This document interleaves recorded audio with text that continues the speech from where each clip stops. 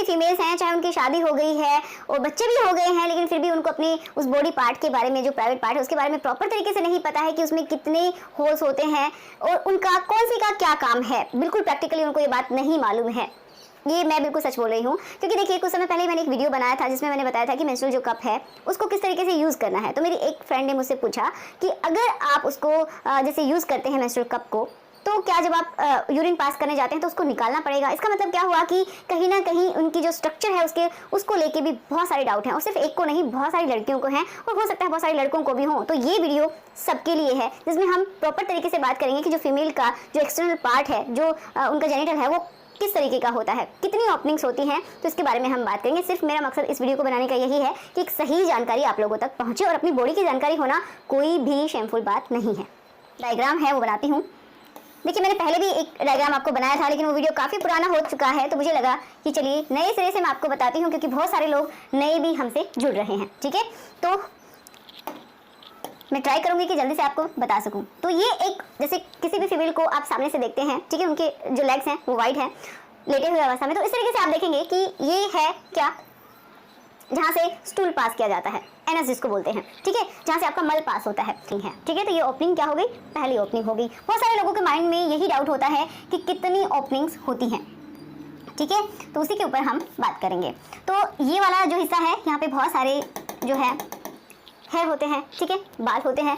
फिर उसके नीचे एक इस तरीके की लिप के जैसे स्ट्रक्चर होती है, बालों के जैसे स्ट्रक्चर होती है, सॉरी लिप्स होते हैं, आउटर लिप्स, जिनके ऊपर बाल होते हैं, ठीक है। अगेन ये नॉर्मल स्किन जैसी ही स्किन होती है, और यहाँ पे भी बाल प्रेजेंट होते हैं, आउटर लिप जिनको हम बोलते हैं। एंड अंदर क्या है, अंदर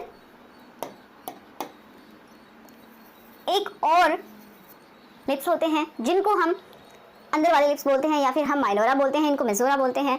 और यहाँ पे जैसे ही ये खत्म होता है, तो ये समझिए यहाँ पे क्या है, एक स्ट्रक्चर होती है बहुत ही इनके साथ जुड़ी हुई, बहुत ही कम दिखाई दे रही है, और ये कुछ इस तरीके से अंदर वाले लिप्स होते हैं।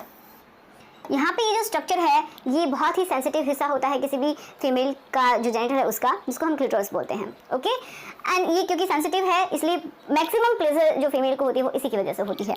अब इसके अंदर 2 ओपनिंग्स होती हैं, यहीं पे कंफ्यूजन होता है, वो मैं आपको बता देती हूँ। इसके अंदर 2 ओपनिंग्स कौन सी होंगी, तो पहली तो होगी ऊपर की साइड में। देखिए ये जो है, जो मैंने बताया आपको बहुत सेंसिटिव हिस्सा, ये पूरी तरीके से अंदर दबा हुआ होता है, और कुछ ये जो अंदर वाले जो लिप्स हैं जो कि सॉफ्ट होते हैं, उनके अंदर छुपा हुआ होता है, ठीक है। तो ये समझिए बहुत ही कम हिस्सा होता है जो कि ऑब्जर्व होता है, किसी किसी में ऑब्जर्व नहीं भी होता है, पूरी तरीके से ढका रहता है, ठीक है ना। तो ये पूरी तरीके से अंदर की साइड में होता है, जो कि दिखाई नहीं देता है, ओके।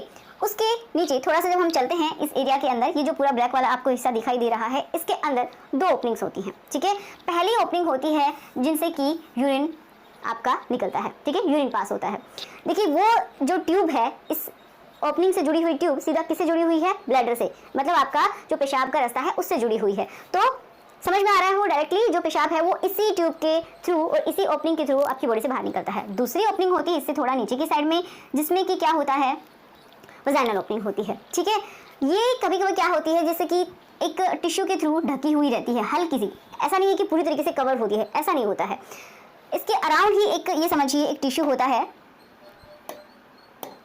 इसके अंदर की साइड में ही एक ये समझिए टिश्यू होता है, और ये जो ओपनिंग है ये बहुत ही कम दिखाई देती है शुरुआत में। जब ये टिश्यू टूट जाता है किसी भी कारण की वजह से, जब भी टूट जाता है तो ये पूरी तरीके से खुल जाती है, ठीक है। तो बहुत सारे लोग इसको वर्जिनिटी का भी इशू मानते हैं, लेकिन ये कभी भी टूट सकती है, जैसे कि मैं आपको बार बार बता रही हूँ कि कभी भी टूट सकती है। हो सकता है आप बहुत ज़्यादा साइकिलिंग करते हैं या फिर घुड़सवारी करते हैं और जिम्नास्टिक करते हैं, तो उस समय भी टूट जाती है, और जब आप रिलेशन बनाते हैं तो उस समय भी टूट सकती है। तो ये समय अलग, और ऐसा भी होता है कि किसी ने बहुत बार रिलेशन बना लिए हों, क्योंकि ये भी इसकी थिकनेस अलग अलग होती है, किसी में बहुत पतली होती है, किसी में थोड़ा मोटी होती है। तो किसी में तो क्या होता है, वो पूरी तरीके से साइड में हट जाती है, किसी में वो टूटती ही नहीं है, चाहे वो कितनी बार रिलेशन बना ले, लेकिन उसके बावजूद भी वो बची रह जाती है। तो इसको आप वर्जिनिटी का इशू तो बिल्कुल भी ना बनाएं, समझ गए। तो ये वाला जो है, ये वाला जो है, इसी में हम मेंस्ट्रुअल कप यूज करते हैं, समझ में आया। तो अगर आप यूरिन भी पास करते हैं तो कोई दिक्कत नहीं होने वाली, क्योंकि वो अपनी जगह पे टिका रहेगा। जब पीरियड्स होते हैं तो मेंस्ट्रुअल कप हम इसमें यूज करते हैं, ठीक है। इसी के थ्रू क्या है, रिलेशन बनाए जाते हैं, सेक्स किया जाता है, और इसी के थ्रू क्या होता है, चाइल्ड की बर्थ भी होती है। अगर नॉर्मल डिलीवरी है तो इसी हिस्से के थ्रू, इसी ओपनिंग के थ्रू बच्चा भी डिलीवर होता है। तो ये कुल मिला के अगर हम पूरे इस हिस्से में देखें तो 3 ओपनिंग्स हैं, ठीक है। एक पेशाब के लिए है, इसको यूरिनरी ओपनिंग बोल रहे हैं। दूसरा है आपकी वजाइनल ओपनिंग है जिसके थ्रू बच्चे को भी बर्थ दिया जाता है, एंड तीसरी जो है जिसके थ्रू आपकी बॉडी का मल, गंदगी जो है सॉलिड वाली, वो बॉडी से बाहर निकलती है। क्लियर हुआ? तो आशा करती हूँ कि आज का वीडियो आप लोगों के लिए हेल्पफुल रहा होगा, और इसको अनदर वे में बिल्कुल भी ना लें, क्योंकि ये वीडियो जानकारी पहुँचाने के लिए है और मैंने एक सिंपल तरीके से आपको समझाने की कोशिश भी की है। तो आशा करती हूँ कि आपको ये वीडियो पसंद आया होगा। अगर आपको पसंद आया है तो प्लीज़ इसको लाइक कीजिए, शेयर कीजिए, और जितना हो सके